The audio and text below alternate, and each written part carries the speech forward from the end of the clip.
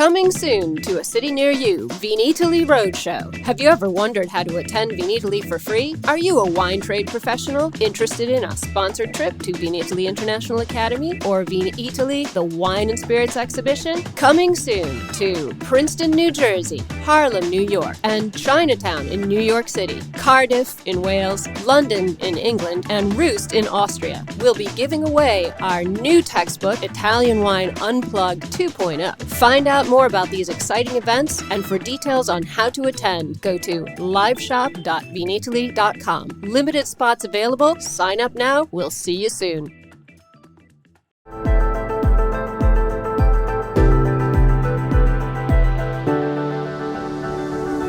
Welcome to the Italian Wine Podcast. I'm Cynthia Chaplin, and this is Voices. Every Wednesday, I will be sharing conversations with international wine industry professionals, discussing issues in diversity, equity, and inclusion through their personal experiences working in the field of wine. If you enjoy the show, please subscribe and rate our show wherever you get your pods. Hello and welcome to Voices. This is Cynthia Chaplin, and today I am so very happy to welcome Senay Ozdemir to the show. Senay is a Dutch-Turkish journalist and a women's rights advocate and a two-time award-winning international journalist as well. She founded the women's magazine Sen and has written for and edited so many prominent international magazines I can't list them all here. She also taught journalism and online publishing at the University of Texas, as well as researching for women and gender studies. Senay is a passionate person about wine, and she founded her PR agency called House of White and Red in 2016, and she followed on by creating the Women in Wine Expo in 2019, the most recent edition of which was held in Georgia in 2022, and the next one will be in London in May this year. So thank you so much for making time to get together with us today and for bearing with us through some little technical hitches. Welcome to the show. Thank you for having me, Cynthia. It's a great pleasure. It's a great pleasure. So before we get into the nitty gritty about the Women in Wine Expo, which I'm very excited to talk about, let's get a little background to your story. I know you were born in Turkey and you live in the Netherlands now, and you have a lot of travel in your life, which is wonderful post-COVID for all of us. You're a journalist by trade and you're a Muslim woman. So how in the world did you get into wine? What was that journey like for you? How did that happen? Well, thank you for asking me that question, Cynthia, because it's a long story, of course, but I will try to make it short. So whenever people, think about Turkey, they also think it's a Muslim country, but many people forget that Turkey is a secular country. And my father was a secular teacher, and I think a lot of people who know Turkish people who have grown up in Turkey by secular parents know what I mean with that.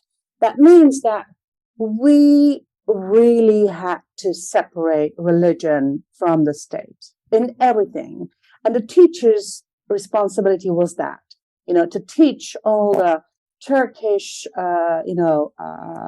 young generation that Turkey is a secular country and that you are free to believe in whatever you want to believe.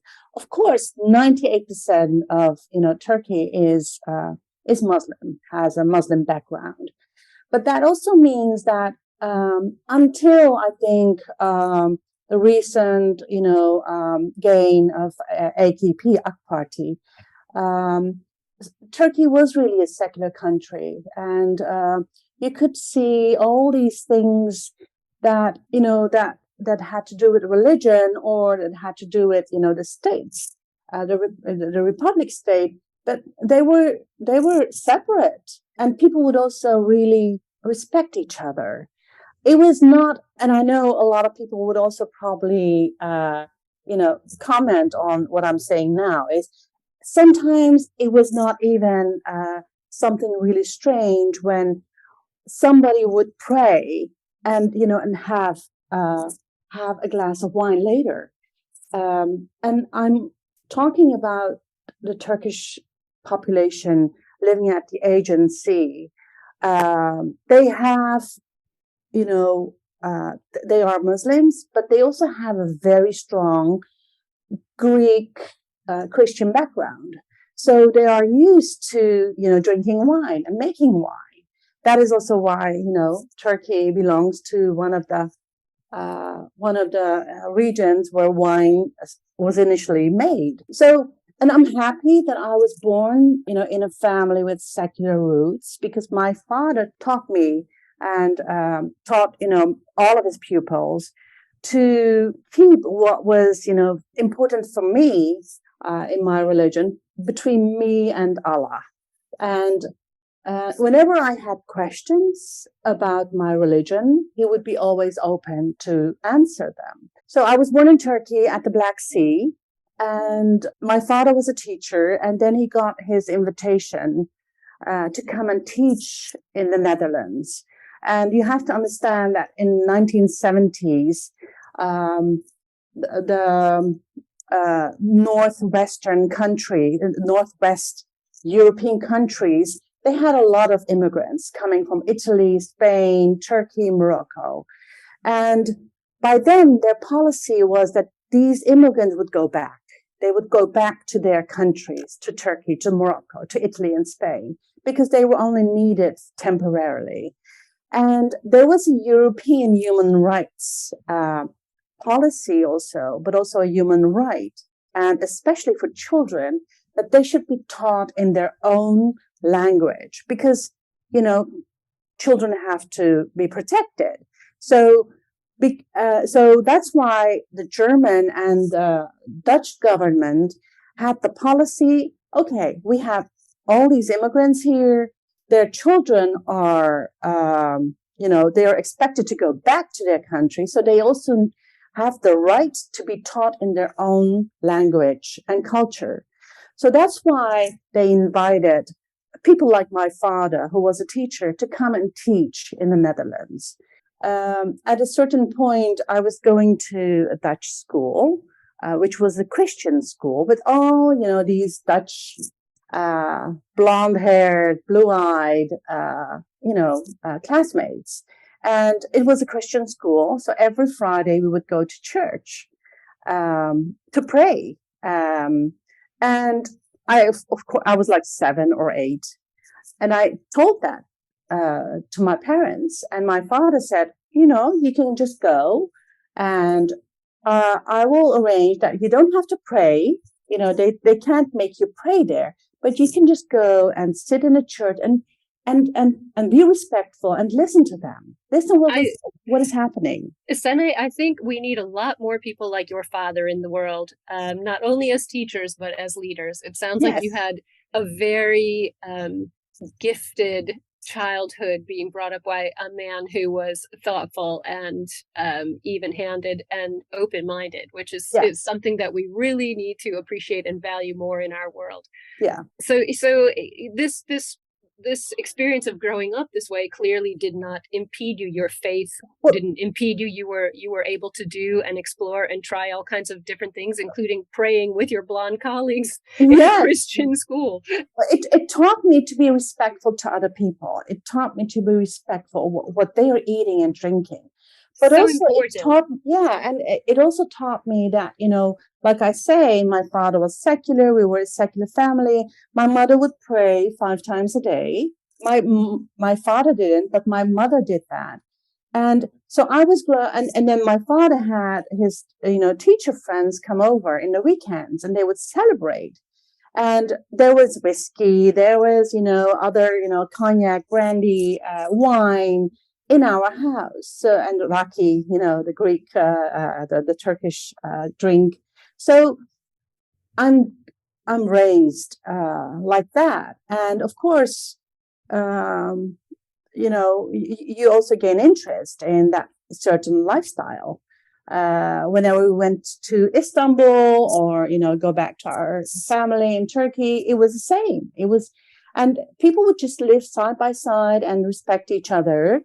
I'm very happy that I experienced that part of Turkey. And whenever I read that, that lifestyle is diminishing in Turkey, I feel ache. It hurts because absolutely, I ache and fear. Yeah.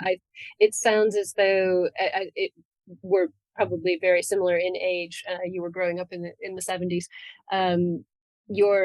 Your childhood was really kind of a very brief bubble in time between more strict views of how people should behave before, and then again now heading that way again in so many places in the world. So it's very clear why you became the woman you became, having that kind of open-minded parental background and exposure to so many different things with no judgment. So lucky you. Yeah. Yes, I do feel great. lucky. Well, it turns out that, of course, you are also now well known for your own advocacy about the importance of open and free speech and freedom of the media. It sounds like it's very clear that came from growing up at your father's knee, and no judgment on people's views and people's religion. And you've spoken out a lot about hate speech and fake news and propaganda. So what was the connection for you between sort of your career in journalism, your life there, and your campaigning for women's rights in the wine sector, where you've sort of moved into today? I mean, I love the history of your Turkish background and the history of wine there, even though you were growing up in the Netherlands. But with a teacher for a father, you were really at this very rich cultural vein as a child. So how did you move from your journalism into your campaign for women's rights in the wine sector? Where did that come from? Yeah, well, it was really naturally. It was organically. I started in my television career when I was 23, and I have been in the media since then. And I know a lot about media, and I started as a TV presenter and as a TV producer. And that was huge because I had a lot of responsibilities. And people also saw that responsibility in me. I was the first Turkish TV presenter in Europe, working for a large Dutch broadcasting organization. So that meant that a lot of women with a Mediterranean background would write me letters. We didn't have email then, but they would write me letters. They would say, "Hey, I see you on TV. You're my role model. You're this, you're that," and so I was given that responsibility to be a role model. But I also saw that with my father. He was role model too, as a teacher of the Turkish community in the Netherlands. And what I've always, seen is that you always have to fight for, or against injustice.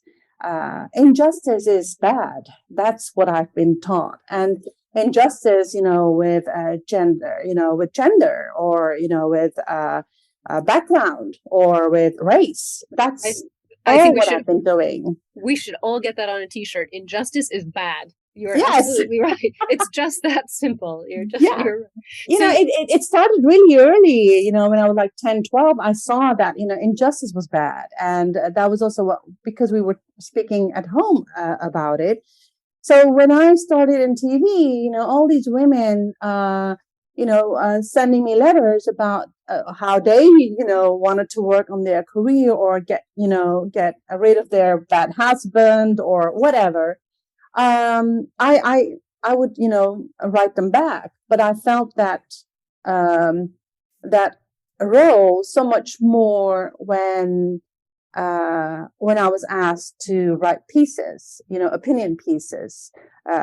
So it was big news when I started my media career in the Netherlands, and then I picked it up. I could handle it. That's, I was lucky to be able to handle it, because I had a very, solid foundation with, parents like that.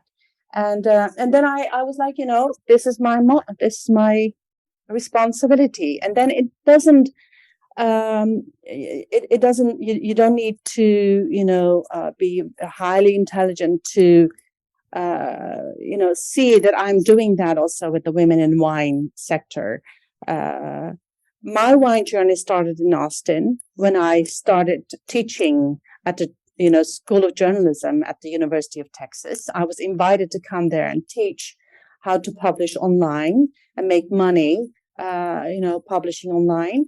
So I went there with my 9-year-old boy, and I want to, I love food, I love wine, and I love Turkish wine, and I couldn't get any. So as a journalist, I was really surprised. Why wouldn't I get any Turkish wine if, wine was, if the wine has started here? Oh, now in Texas, I could go into why you couldn't get any Turkish wine there, but we'll just let you carry on.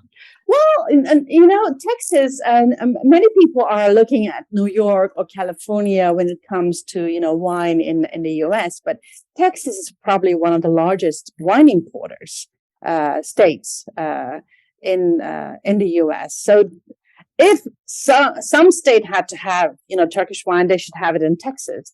And I could find, but in Houston, not in Austin. So I had to drive 4 hours, and then I had to drive 4 hours back because I really wanted my Texan friends to enjoy the Turkish wine.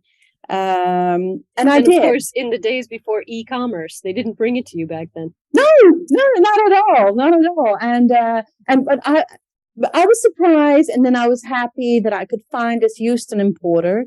And so that made me think. I was like, what is happening now? And what is my role in this?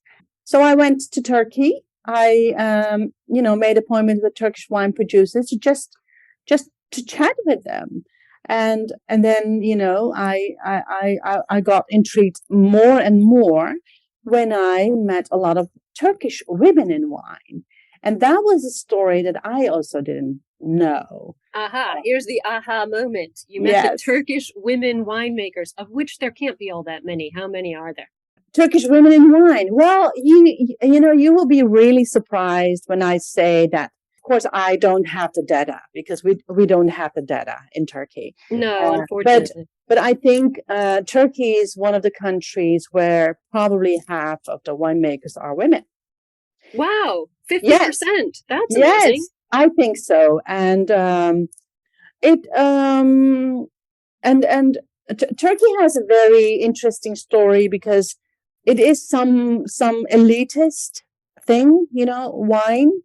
I live in Italy, Senay. I know about elitist wine, believe me. Yes, so it's the same in Turkey. So you can guess that all the major wine producers are the more prominent elitist families that made these wines for the elite Turkish people. And then, they hand over the property to their children, and if it's a daughter, the daughter gets it. So it's a circle that you enter into, and now you also see a lot of boutique winemakers who have had their career in other parts of the world, like US or Europe. They made money there, and then they come back to Turkey, where they want to retire, or they have a passion for wine, or they want to develop, some land into wonderful grapes. So yeah, it's an elitist thing to do in Turkey. So this sounds like, as I said, this was your aha moment. You met these women making wine in Turkey and sort of bucking the elitist kind of structure in wine in Turkey at that point. So is that what gave you the idea of starting the Women in Wine Expo? I mean, it's not every day that you wake up and say, I'm going to organize an international conference. What made you decide that this was the right step and the appropriate next step to support the Turkish women winemakers? Yeah. Well, first of all, I'm a doer. I'm really, I'm a practical person. When I see something, when I read something, I'm like, how does that go? What can I do about it? And, how can I use my role to improve it? And one of the struggles, of course, the Turkish winemakers have is that they can't promote their wine in Turkey. There's a law that prohibits their, the promotion of their wine. And I was like, I did not know that. Oh yeah, in Holland we have a saying, it breaks their neck. That is what they're, what the winemakers are struggling with. They can't promote wine in Turkey. And that law started in 2013 when I was doing my investigation in the wine industry. So I talked to all these winemakers and I said, well, I am in the Netherlands and, I am, attached to Dutch law and the European law. So let's try how, let's see how I can try to promote Turkish wines, which I did. And I always believe in doing things to be able to understand how it works. So I was like, okay, what do I do to import Turkish wines into the Benelux? And I did that. I started importing 3 brands, high-end brands from Turkey into the Benelux. And you have to understand that while I was doing all this research and traveling, a lot of people that I know were asking like, hey, where did you go? What did you do? And, what is this again? So I started talking about Turkish wines a lot in Texas, in the Netherlands, and in Turkey. And then they also wanted to try it. So I started importing these wines to the Benelux, and then I created a lot of wine tastings with these high-end Turkish wines for embassies and diplomats. And then I started writing about it. And then I met a lot of other women in wine from other parts of the world. And they would say, oh, I want to meet these Turkish women. I want to meet these, Dutch women and Belgian women and Texas women. And then I was like, okay, let's see how we can, how we can get together.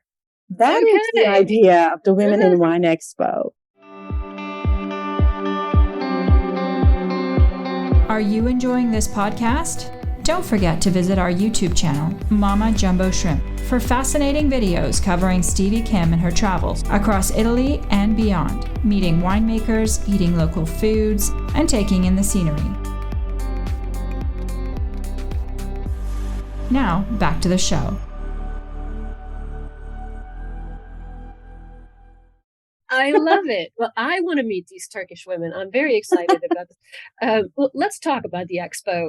As I said before, I was so disappointed last year not to be able to attend in Georgia, but you still had a really good turnout despite all the challenges of COVID and the war in Ukraine. So who attended? Who are your attendees, and what are the hot topics? What are you discussing in your sessions? Yeah. So what we try to do with the Women in Wine Expo is really connecting women in wine from East to, women in wine in the West. And I had a special reason to do that because, all these women are making wine and they want to export it. They want to be connected to the women who want to buy it or who can promote it for them. So they have to meet each other. And, so that is our main mission. Next to that, we also want to make, we also want to hear their stories. What are the problems of, women in Hungary? What are the problems of women in Turkey? What are the problems of women in Belgium? Because we're not only talking about problems in, the cradle of wine or, other parts of the world, but also, in Europe, we're facing a lot of problems. No, you're completely right. I mean, the challenges in terms of gender equality for women in wine are, still rife throughout our industry, not, just in what we would call sort of lesser known wine regions. Yeah. But also, but also like a winemaker in Belgium. I know, a woman winemaker. She's from Holland, but she lives in Dinant. And one of the biggest problems in Belgium is the French speaking, Wallonia and the Flemish speaking. So they are also facing a lot of, for their country problems. And it's nice to get all these women facing with their own issues together. And that also makes you so much more creative, so much more productive. It brings you ideas. And many women, they're very busy with their daily life. They try to make, of course, wine. They try to educate themselves, but it also helps to just create a platform and where a they network. can meet. Yes, absolutely. Where they can talk to people experiencing the same things they are experiencing, I imagine. Absolutely. And then you have to visit it. You have to visit the country to understand what the problem is. I visited Georgia 2 times before the expo took place, and then you understand what's happening. It is really under Russian power. It is still feeling, the Russian power and the Russian connection. Of course, it's bordered to Russia. And when we plan to have the Women in Wine Expo there, people, of course, they're right to be scared because Russia is not far. But I feel that we shouldn't let them down. We should be there to show them that we're there, that they're not alone. And so we did that. And of course, we worked together with organizations that know the field, that know the women, to create a support base so that you can, have a good conference. So that's what we did at the Women in Wine Expo. And we had, I believe, like 76 women coming from, I believe, like 16 countries. And they, it's a 3-day event. They brought their wines from their country. They shared it with, the Georgian women. On the 3rd day, the Georgian women could, have their own wines tasted.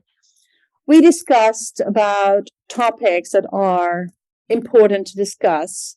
Many women that I am speaking in the countries are trying to form some organization, like a Woman in Wine organization. But some countries are ahead of that, like Venissima in Germany is the oldest women in wine organization in the world. Yes. And then we have Lodona del Vino, of course, in Italy. Yes. So we can share, all our knowledge with these women who are trying to form an organization in their country. And that is also, that is also what I'm really proud of with the Women in Wine Expo. I'm proud when even, the women in wine from New Jersey are saying, you inspired us to come together, to form a network, to form an organization. I think that's one of the best things that women do. Get a room full of women who are like-minded and ambitious and, focused on what they're doing, and they will be creative and supportive, and they will walk away from the conference carrying a network, carrying a piece of it with them. It's not just over because the 3 days have ended.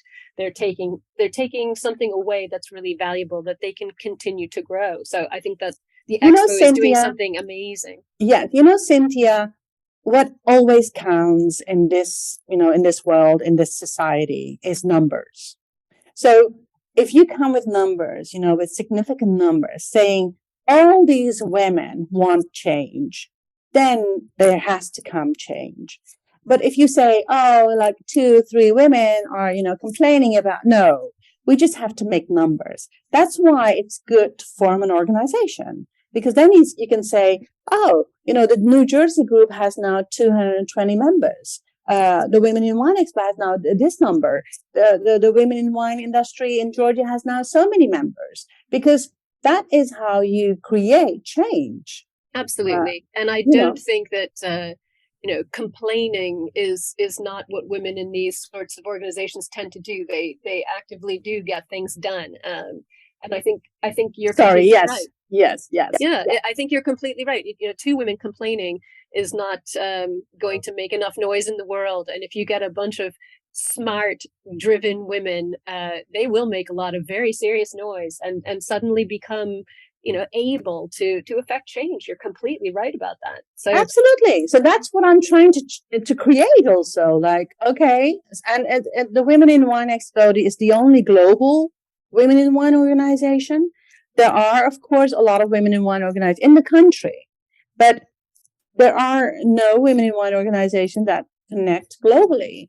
And that's what I'm trying to do. And it's interesting too. I think we're overlooking another side of this, that, I judge a wine competition in Paris every year called Feminalise, where all the judges are women, and also Women in Wine Spirits Awards in London, where all the judges are women. And it is quite interesting how a room full of women with no men to break up the conversation can achieve things in a space where they feel safe and heard and effective. Yes. So it's I think it's not about excluding men, it's about exalting women. Yes. And then I have a question for you. What is it that makes us so much more comfortable in a room with women? Oh my goodness, we're not going down that street today. We don't have time. I think that's a very long conversation for another day. But I do think it's important to acknowledge that groups of women, especially women who share the same occupation or the same intellectual interests, do tend to succeed when they aren't hampered by the interference of men. Yes. And interference can be well meant. It doesn't have to be all nefarious, but at this point in time, I think we're watching this happen in places around the world where women are more successful in achieving their goals, oftentimes when there's not interference from men. So it's an interesting topic. I have 4 daughters, so it's a topic that is very dear to my heart. But I'm very much looking forward to the 3rd edition of the Expo now, and it's on deck for May this year. Yes. And it'll be in London. So what are your goals for this 3rd Expo this year? What topics are you going to address at the conference, and what activities are surrounding it? What kind of turnout are you hoping for? You must be excited because we're in a different place in the world than we were last year. Yes, absolutely. And that is also the concept of the Women in Wine Expo. One year we want to do it, in the regions where they buy wines, they know how to make wine and they know how to educate people. And then the other year we want to go to a region that we don't know much about, that we didn't read much about. It's a good balance. Yeah. So, Rotterdam and Brussels were very interesting to start the Women in Wine Expo because Rotterdam is the logistics hub. Every wine that comes from America, North and South America, or even South Africa, comes through Rotterdam, which is, the largest. It has been the world port city for decades. And then it goes to Germany, Austria through the Rhine. So Rotterdam, where I live, is very important for wine logistics. And then Brussels is, of course, is the capital of Europe. So I thought, these women should really, get to know Europe a little bit better.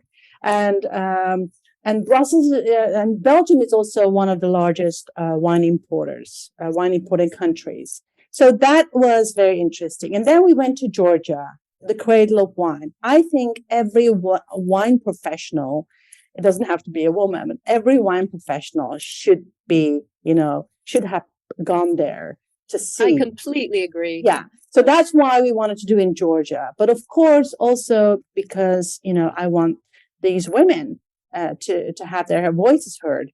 And now we're going back to the West, which is London. London has been, of course, the wine trade hub for centuries, since I think 1300. And it's the financial capital of the world, competing with New York. And what is also interesting about the UK is that it's since I think 25 years, it's started to become a winemaking region. They are making one of the best sparkling wines in the world now. One of the very few benefits of climate change. Yes. So it's also very interesting to learn about the UK. What are they doing? How are they going to to do that. And London is, of course, great. I love London. So we want to create an event where people get to know London, or and they like London, that they can explore London more. But we are going to start with a very nice meet, greet, and dance night in an original English pub. And the next day we're going to visit Kent, which is the Garden of England. I had a wonderful Metodo Classico sparkling wine from Kent on New Year's Eve this year. Oh, really? Absolutely. So very From exciting which to winery? spend time there. It was from the Royal Collection. And it was the Queen's Jubilee wine, which I hadn't been able to ship to Italy. So I had someone hold on to it for me. And I happened to be there on New Year's Eve unplanned and was able to share it with one of my daughters. And it exceeded my expectations. So I'm very excited about the opportunities that climate change is giving us in the south of England. I can even see Pinot Noir eventually doing well there. Yes, absolutely. So all day, the second day is going to be all day in Kent at Belfer Winery, which has a beautiful view, but also the perfect location to undergo 2 masterclasses, which is a masterclass about sparkling wines, and we're now trying to arrange a masterclass about cider. Fantastic. Very interesting. Cider is so up and coming in the alcoholic beverage sector. Yeah. And then the third day is going to be all about conference, about speaking, discussions. We have several speakers coming over from New York and Germany and the UK about wine trade. So women leaders in the wine trade are going to speak. We are also talking to women in India. UK, of course, has a very strong history and connection with India. And a lot of people are focused on China as an emerging wine region. But I think, India has a good potential. Absolutely. There are some Italians who are starting or collaborating with vineyards in India now. Yeah. And of course, the rise of Indian women in wine. I love it. Absolutely. So Sonal Holland, the first master of wine in India, she's doing so great, teaching.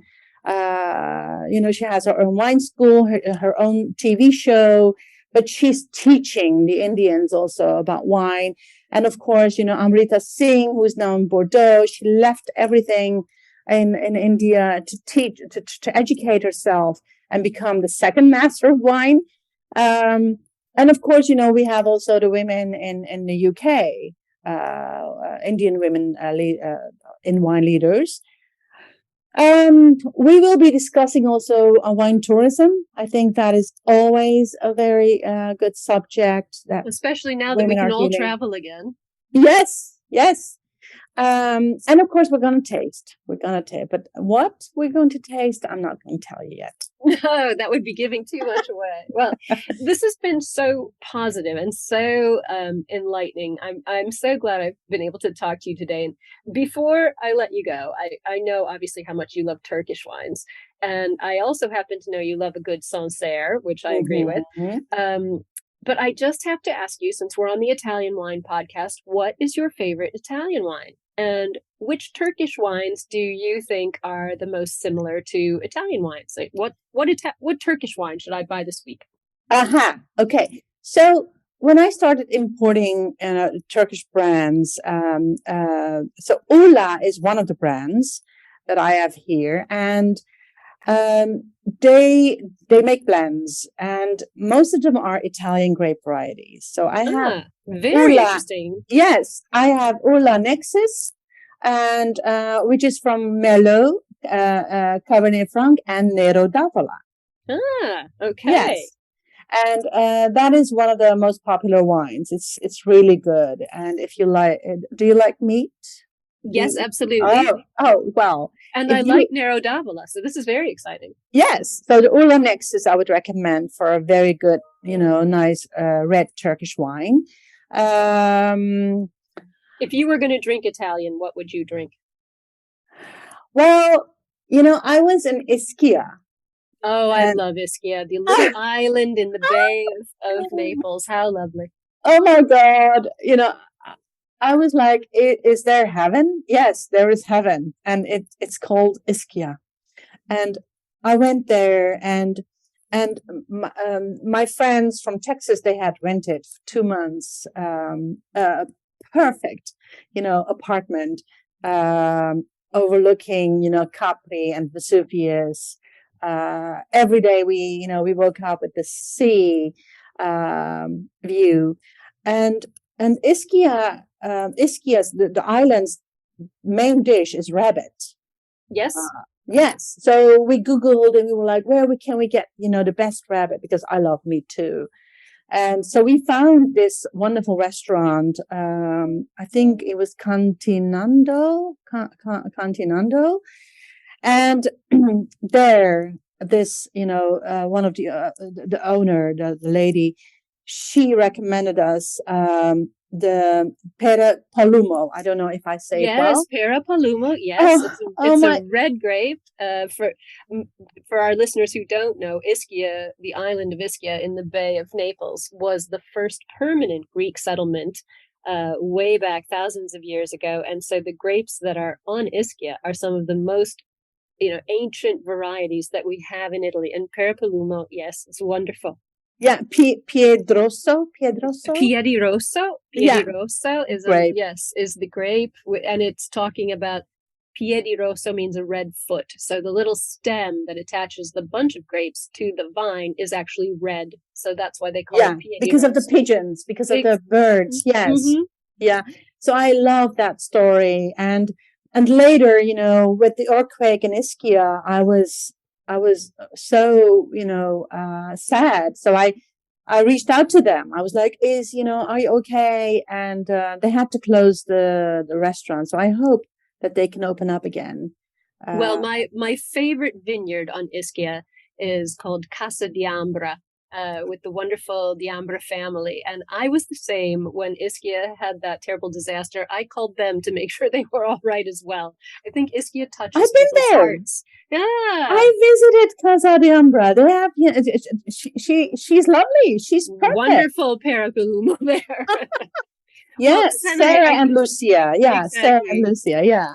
Yeah. Senay, I cannot thank you enough for such a joyful conversation and, really digging into some of the nitty gritty that is affecting women in our industry, not only in countries where, the wine industry is just sort of finding its feet again after thousands of years, but all over the world. And I'm so impressed at your ability to connect these women and your open spirit, obviously given to you by your father, to embrace everyone and welcome them all. So I hope to be a very happy attendant at the third Expo in London in May 2023. Thank you so much for joining us today.